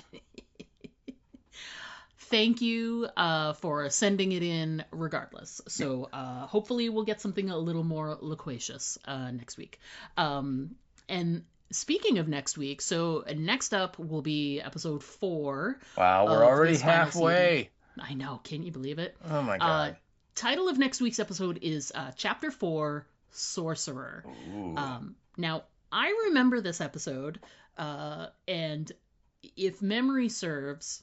and I have to look at the description again, but I'm pretty sure this is like my favorite episode of the whole season. I'm pretty sure. All right. For a lot of different reasons, and I can't wait. There's a lot of really great stuff in next week's episode, and I can't wait to discuss them. Is what I'm going to say about that. All right. So yay. See, for me, when I see Chapter 4 Sorcerer, I think of the William Friedkin movie called Sorcerer, which came out in the late 70s starring Roy Scheider, which was a remake of a French movie called The Wages of Fear, which came out in the 50s, which is both of them are really, really tense, cool movies. If you've never seen them, I highly, highly recommend that you do. You are, without a doubt, the biggest horror nerd known to man. Maybe. I think there are bigger ones, but I'm a big one. But I should point out, Sorcerer and Wages of Fear are not technically horror movies. They're more of suspense movies. Okay. But they're both. Again, you just got to see them. It would take too long to explain the plot of them, but it's very, very. There's a lot of like at any moment, everybody could die kind of a suspense going on. Mm-hmm. And both good. But anyway, that's me. So I digress. All right. So Oscars. our brains went to two totally different directions upon hearing Sorcerer. And that's the news for this episode. So that's going to be next week. Very excited to chat about next week's episode. So in the news business, the Oscars were last night, and Yes. It was a pretty fruitful evening for our pal Amy Madigan. Yes. I was so excited. The only thing that was disappointing was that the Best Supporting Actress is always like the first thing they given do. away. Yeah. And Conan I was comes like, out and does his routine for 2 minutes, and then they do the Best Actress, Supporting Actress. Yeah, every time. So congrats to her. Fantastic. It really felt in these last couple of weeks like it was really leaning that way. Mm-hmm. It felt like she had the most sort of oomph and momentum leading into the Oscars. So I don't feel like it was a surprise, only in the sense that I think a lot of folks were wondering if when it comes down to it, you get such a mixture of old school Oscar voters in there, and would they reward a genre movie like Weapons? And damn it, they did. Mm-hmm. So I'm very surprised that happened. So congrats to her. As a little side note, when you said the thing about Conan does his thing for 2 minutes, have you watched the whole telecast? No. So far? No, I used to be religious, watch it live and every second of it, and now the last couple of years I'm one of those. I'll watch all the highlights later on after it's over. I don't waste my time on the 8-hour broadcast anymore. Okay. I totally understand you. So the cold open, if you haven't seen it yet, Google it, because it pays homage to Weapons in a hilarious way. Oh, it does. So you did see that at least. Yeah. I watched a bunch of it already today. Yeah. So funny, so well done. I just I love it. I didn't think you used enough white makeup. And they're like, we didn't use any white makeup. That's your actual skin. That was just it was just so well done. It really really was. Yeah.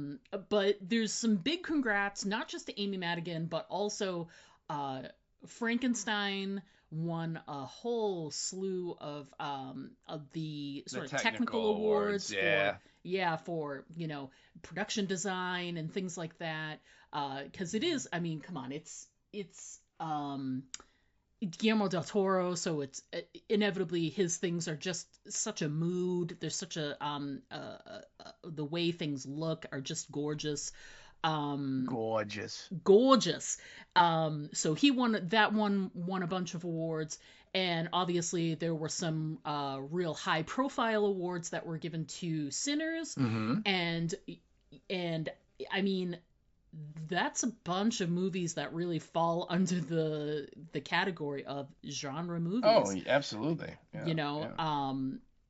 And I'm so happy for all of them. I haven't. Have you watched that new Frankenstein yet? Oh yeah. You have. Mm-hmm.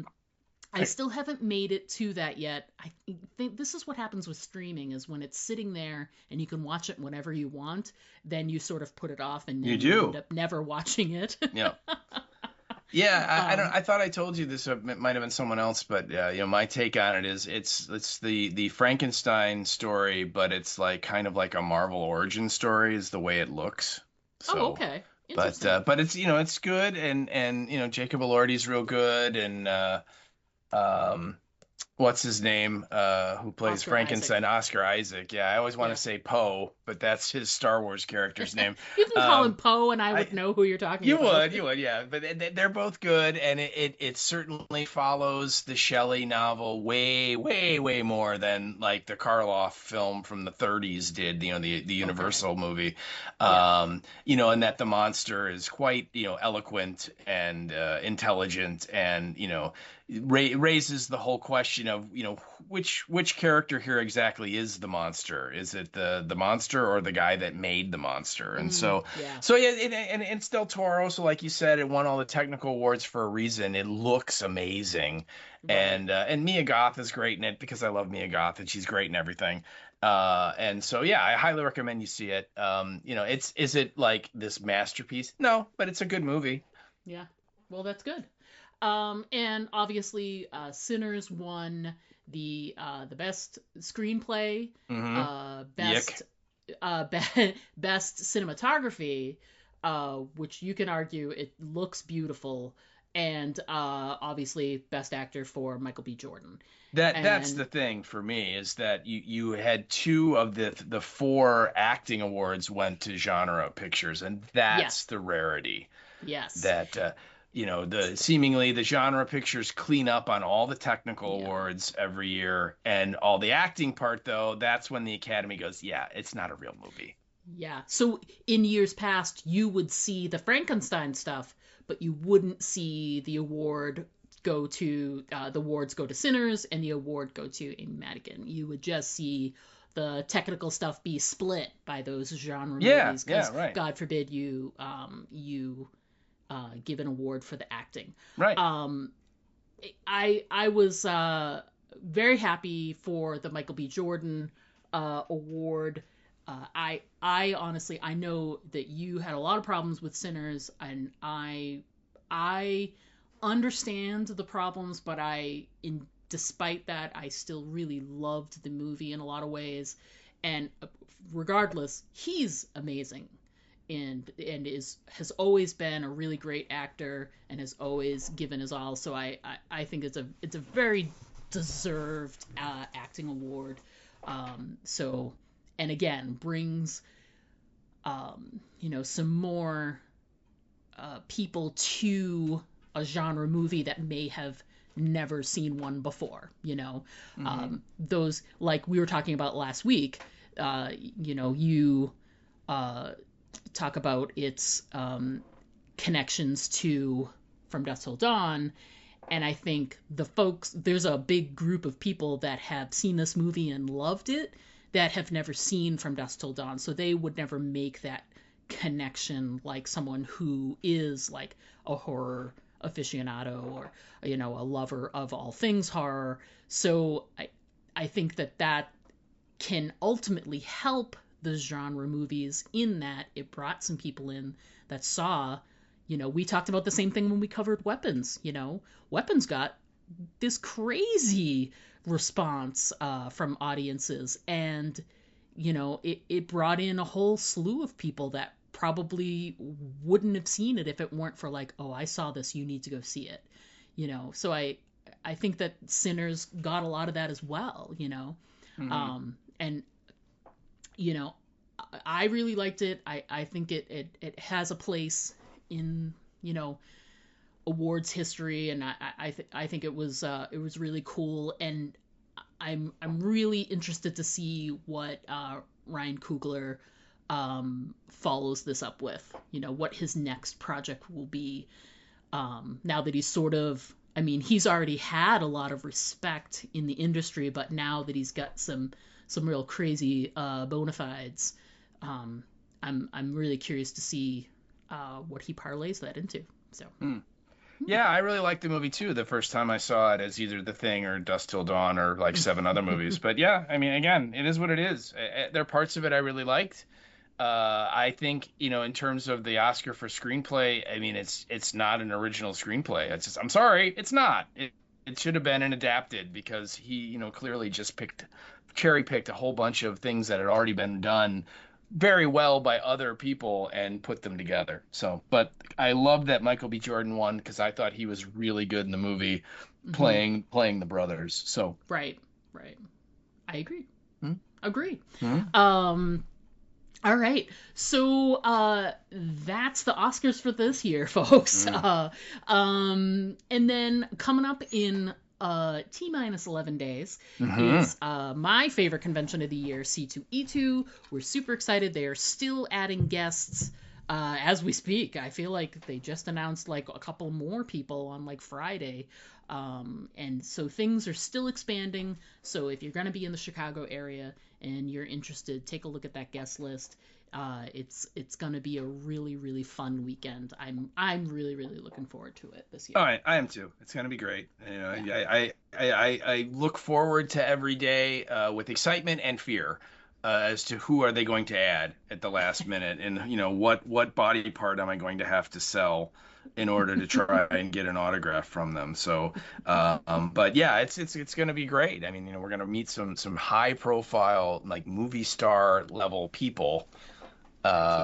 Which, yeah, you know, I can't imagine, you know, actually, you know, getting to fist bump Gina Davis, you know what I mean? It's going to be crazy. So, assuming we can, right? The line might be too insane and we don't, but you never know. But, all things being equal, we've got a good shot of meeting some pretty cool, don't go to conventions very often kind of people. That's the other thing. At least up to this point, they have not. So yeah, you never know. But see, and then the other thing too that broke last week is the other big show, pop culture show that happens in Chicago in August, which is Fan Expo, and it used to be Wizard World back in the day. They just announced that coming this year, and I kind of had an inkling. I have a little bit of an in with this particular celebrity, so I kind of knew this was a possibility, but they confirmed it that coming this August to Chicago is John Carpenter. Which is, you know, insanely crazy to me that I will get to meet John Carpenter. But coming with him is Tommy Lee Wallace. Tommy Lee Wallace is the guy who actually made the Michael Myers mask for Halloween. You know, he bought the Shatner mask from the store and then bleached it out. He opened up the eye holes and teased the hair and all that stuff. So he did that. He also directed Halloween 3, which is a cult classic. And then, more importantly, Dean Cundy is coming. And Dean Cundy is John Carpenter's cinematographer for all these movies and went on to have this massive Hollywood career and was a cinematographer for just, you know, dozens of blockbuster films. I mean, if you IMDb him, you'll see, you know, he was the DP for like Jurassic Park and things like that. I mean, it's crazy the career that he had. So yeah, I'm ecstatic. I'm also, again, looking into black market kidney sales because John Carpenter's autograph is a cool $200.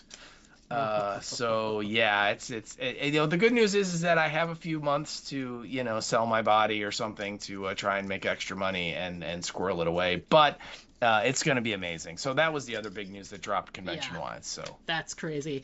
And it's one thing. It's like, yeah, it's the cool 200, but it's like, do you just get one thing? This is your chance. Like, do you get 3 things? Do you get?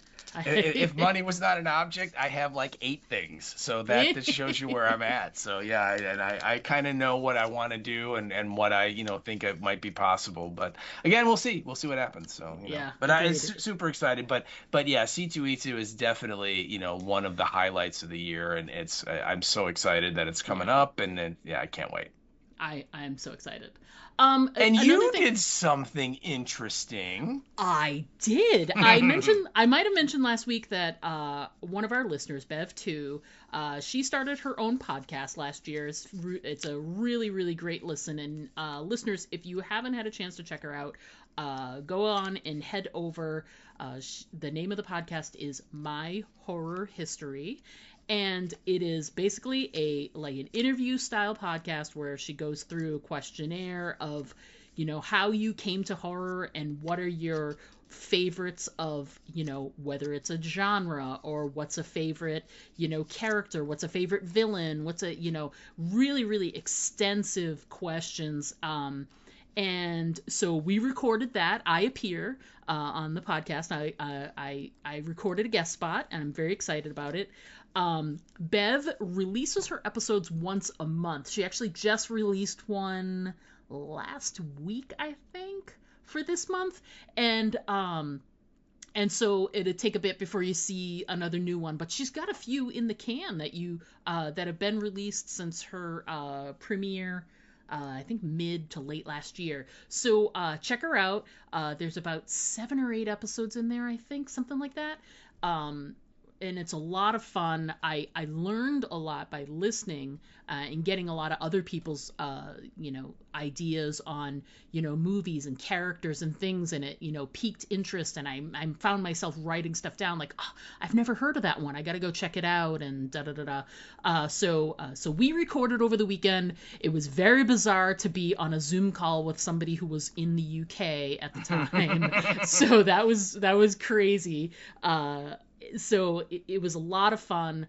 We had a really great conversation, and I'm really looking forward to it.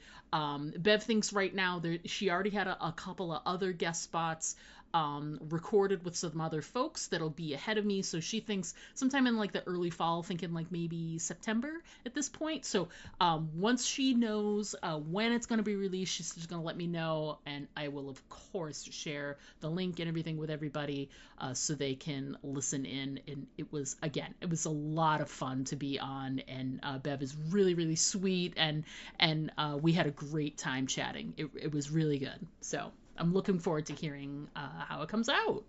Me too. I know. So that's everything I have on my list to chat about. You got anything we should chat about before we wrap this up? No, I think we're pretty good. Just again, C2E2 is coming. Get your tickets now. Get your tickets, because they will sell out for sure, especially the Saturday ones. So. They will sell out, and make sure you bring your portable seat because the lines, they will be along. So that's going to wrap it up for us this week, folks. We look forward to chatting with you next week to discuss episode 4. But until then, as always, I'm Diana. And I'm Steve. Don't forget to always aim for the head.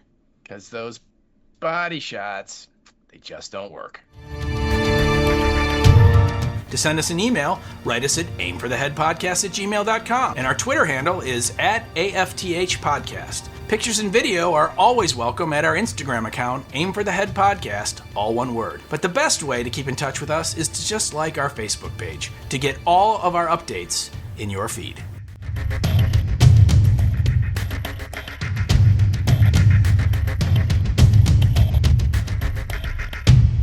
And for the third time, from the rest of us to Diana, go fuck yourself.